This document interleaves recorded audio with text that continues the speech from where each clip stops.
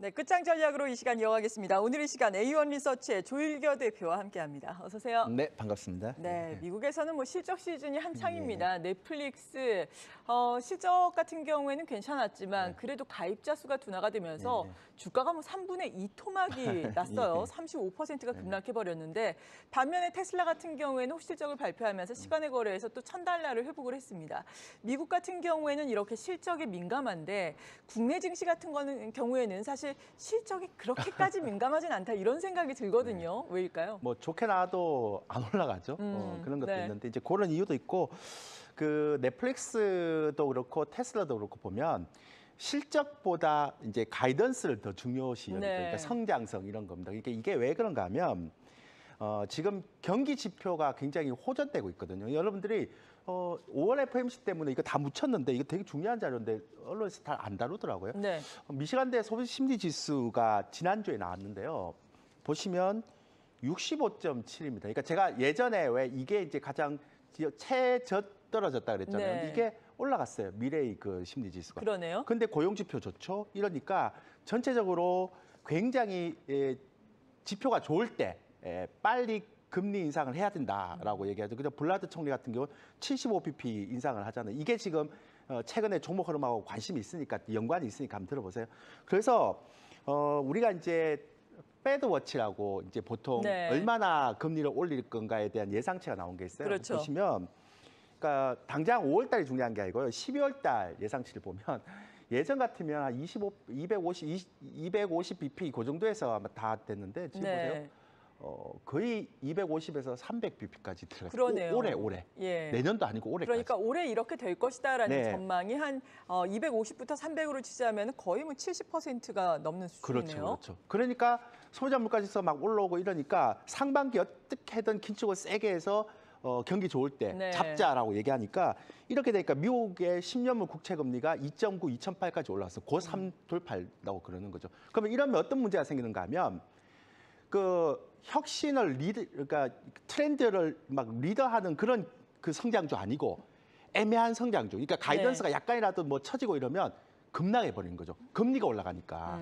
그러니까 테슬라하고 넷플릭스가 이렇게 달라진 이유가 바로 이런 거죠. 그러니까 이런 형태 때문에 미국은 그렇게 이제 실적이 중요한 게 아니라 지금 나오는 실적이 중요한 게 아니라 가이던스가 중요하죠. 앞으로 어떤 형태의 그런 성장성이 들어갈 것인가. 왜 상반기까지 계속 이런 금리가 인상되면 성장주에 대한 부분들은 분명히 이런 것들이 영향을 미치니까요. 그리고 이머징 국가 같은 경우는 아무리 좋아도 이렇게 상반기에 굉장히 뭐 긴축을 많이 하게 되면 아무래도 원화 약세, 이머징 국가에 대한 부분을 제일 먼저 맞을 수밖에 없죠. 그래서 안 되는 거죠. 그리고 한국의 혁신 선도 기업이 잘 없잖아요. 뭐 지금 있어봐야 시장을 움직이는 형태보다 뭐 조선이라든지 엔터 같은 경우가 있고 이런 것 때문에 미국보다는 상대적인 열세죠. 그리고 시장 내부에 제가 말씀드렸지만 대형주로 쏠림 현상이 너무 강합니다. 그러니까 이거 해결되기가 쉽지 않겠죠. 그리고 지배 구조, 그리고 주주 친화 정책 이런 것들이 전부 다 미국보다 약하기 때문에 쉽지 않은 이런 형태가 나타나고 있다. 이렇게 보시면 됩니다. 이렇게 어려운 시장에서도 우리가 틈새 전략을 또 찾아야 할 텐데 넷플릭스 주가 측면에서 상당히 충격이었잖아요. 그러다 보니까 또 여러 가지 분석들 나오고 있습니다. 벌써부터 넷플릭스에 대해서는 이 넷플릭스 충격이 국내 제작사엔 기회가 될 수 있겠다. 이런 분석도 나오고 있더라고요. 여기에 대해서는 어떻게 생각하세요? 원래 이렇게 미국의 기업들이 실적이 그러니까 실적은 아니고요. 그러니까 가이던스가 안 좋게 나오면 그 주가가 떨어지면 여기서 기회를 찾아야 됩니다. 그러니까 실적만 보지 마시고 물론 이제 넷플릭스 투자하시는 분들은 거기에서 이제 살 길을 찾아야 되지만 아니면 이제 수혜 종목을 찾아야 되거든요. 근데 IR을 발표했는데요. 되게 재밌는 얘기를 했습니다. 기업에. 그러니까 뭐 다른 건 다 들었으니까 알겠고요.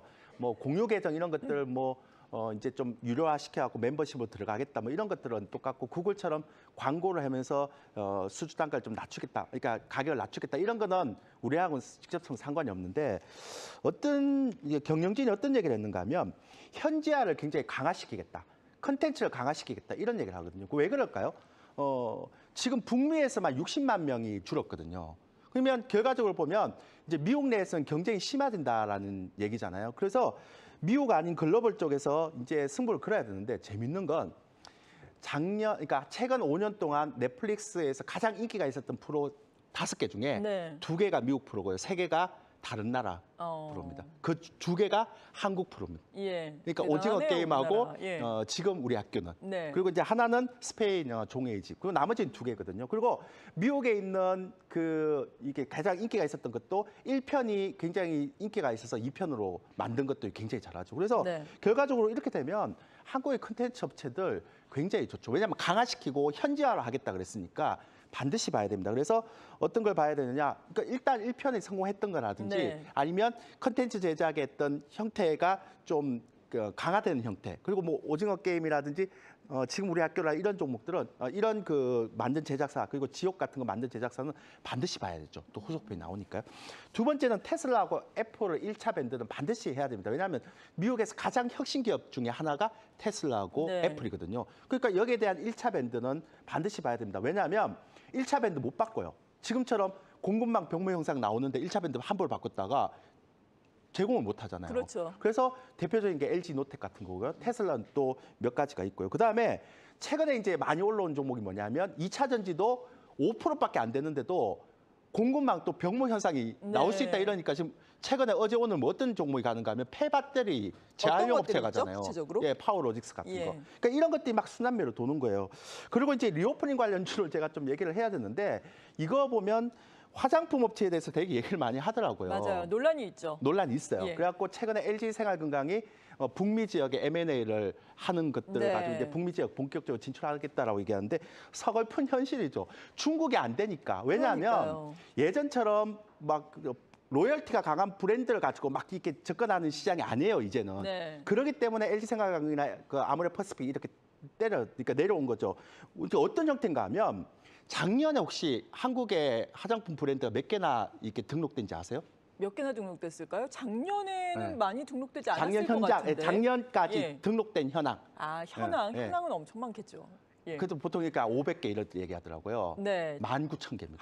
19,000개. 그러니까 여러분들이 잘 모르잖아요. 브랜드가, 이게 뭔가 하면 이제는 굉장히 로열티가 강한 브랜드로 승부를 보는 게 아니라 예. 중국하고 한국하고 이런 데는 어떻게 되는가 하면 인플루언스라고 얘기하죠. 막 이렇게 유명인들이 네. 라이브 커머스를 통해서 이제 특정 브랜드를 막 이렇게 홍보를 해갖고 팔고 이렇게 가는 겁니다. 자기 브랜드도 만들고. 자기 브랜드도 예. 만들고. 그게 왜 그런가 하면 ODM 업체의 퀄리티가 다 똑같으니까. 그러니까 유럽에 있는 업체들이나 한국에 있는 대형 업체들이 똑같은 곳에서 화장품을 만들어 달라 그러니까 네. 브랜드만 다르고 퀄리티는 다 똑같잖아요. 그런데 문제는 ODM 업체도 사실 주가가 안 가잖아요. 그러니까 문제는 그런 예. 형태들이 있다 보니 지금까지는 리오프닝 때문에 그러니까 코로나 때문에 안 가는데 최근에 한국콜마홀딩스가 막 공격적으로 인수를 하잖아요. 네. 그러니까 화장품 제조업체, 용기업체 같은 경우. 그러니까 그런 거 보면 저는 나중에 이 화장품 시장이 대형주가 그러니까 대형 기업체들이 실질적으로 안 되기 때문에 중국 시장이나 한국 시장이 안 되기 때문에 북미 시장으로 진출할 수 있다. 그리고 이거는 지금 엔터주도 똑같은데 네. 엔터주가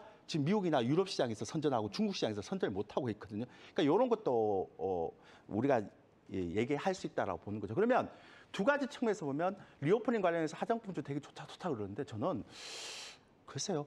계속 바이앤홀드를 가져가야 될 이유를 모르겠어요. 아, 더 매력적인 종목이 많다. 네, 그러니까 왜냐하면 얘는 너무나 싸기 때문에 가장 기술적 반등은 나올 수 있지만 예. 계속 이런 식으로 인디 브랜드가 막 바뀌면 트레이딩 영역으로 갈 수밖에 없고요. 그다음에 대형 화장품 업체 같은 경우는 북미에서 성공하기까지는 좀 시간을 두고 봐야 되잖아요. 그러겠죠. 낙폭까지는 올라올 수 있지만 이게 추세적으로 갈 수는 없거든요. 그래서 제가 예전부터 계속 말씀드리지만 리오프닝 관련주는 화장품주는 그냥 기술적 반등이고 그리고 여행이나 항공 이런 쪽을 좀 더 봐주는 게 어떻겠냐. 그리고 화장품은 지금 좀 트렌드가 바뀌었습니다. 네. 그래서 개인 브랜드로 갖고 있고 그래서 화장품을 거의 하시겠다 그러면 저는 색조 쪽하고 색조 뭐 클리오 같은. 예, 네. 그리고 그다음에 ODM 업체. ODM. 예, 네. 뭐 한국콜마홀딩스라든지 코스맥스 코스맥스. 이런 쪽을 좀 봐주는 게 좋습니다. 왜냐하면 참고로 중국의 그 화장품 완성품 업체가요 유럽의 그 ODM 업체한테 네. 만들어 달라 그러거든요.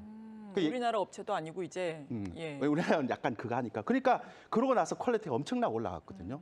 그러니까 이제는 ODM 업체가 갑이 된 거죠. 네. 화장품 만드는 업체들은 고만고만하고. 그러니까 그래서 아마 대형 화장품 업체들 이제는 이렇게 특정 브랜드를 밀고 가는 형태가 아니라 이게 단일 품목, 그러니까 네. 인플루언서를 이용해갖고 치고 빠지고 하니까 이 모멘텀이 그렇게 길게 갈 수는 없어요. 그러니까 트레이딩 영역으로 가는 게 이게 맞다. 제가 화장품에서 많은 사람들이 자꾸 이 얘기를 하길래 네. 한번 분석해 드렸습니다. 예. 네, 오늘 이렇게 틈새 전략으로 공략을 해볼 수 있는 종목군까지 살펴봤습니다. 오늘 이 시간 A1 리서치의 조일교 대표였습니다. 고맙습니다.